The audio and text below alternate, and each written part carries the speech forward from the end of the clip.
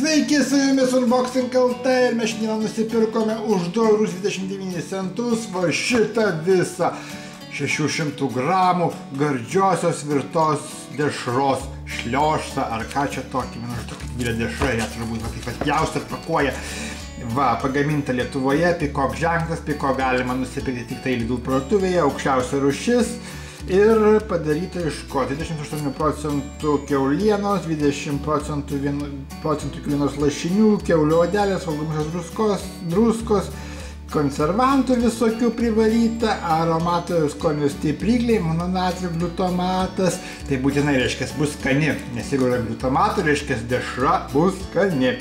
Kasgi čia gamino jį? Krekenavos agrofirma. Tai yra Kėdainių rajonas, Lietuva. Nu, Krekenavos agrofirma pagamino pagal Lidl užsakymą, kas yra neaišku. Na, 2,29 už 600 gramų, nežinau, ar čia brangu ar nebrangu, aš tiesiog nuėjau Lidlą, pamačiau, galvoju, va, reikia paimti, pas mus kaip tik dešra namuose baigėsi, reikia paimti, nu, ir savaime, aišku, nufilmuoti ir pasakyti, paragauti ir pasakyti jums, ar verta šitą dešrą valgyti iš Lidl parduotuvės, ar neverta. Sudėti va, pasižiūrėkit, galit paspausti pauzę ir perskaitysite patys, nereikės parduotuvės skaityti. Taip pat primenu, kad pasakysiu iš karto, kad 100 gramų yra 223 kalorijos. Yra tokia dešra nelabai riebi ir nelabai neriebi. Normali dešrytė.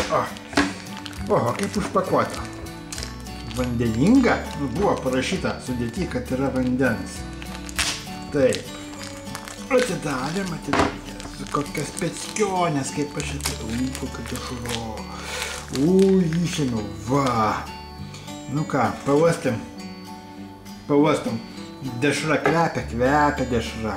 Kokia jinai tokia, matot, pažiūrėkit. Matot, kokia jinai vandeninga. Va, kaip paspausti.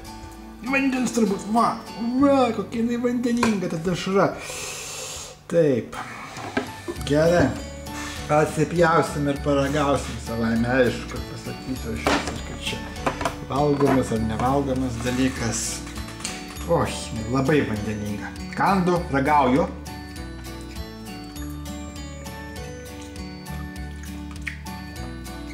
Eikit savo. Žinot ką? Druskos pilna. Oi ne.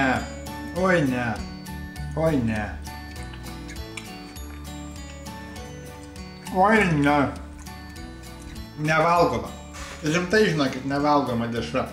Nepirkit. Aš suvalgysiu, bet mes antrą kartą šitos dešros tikrai nepirksim, yra žymiai skanesnių dešrų.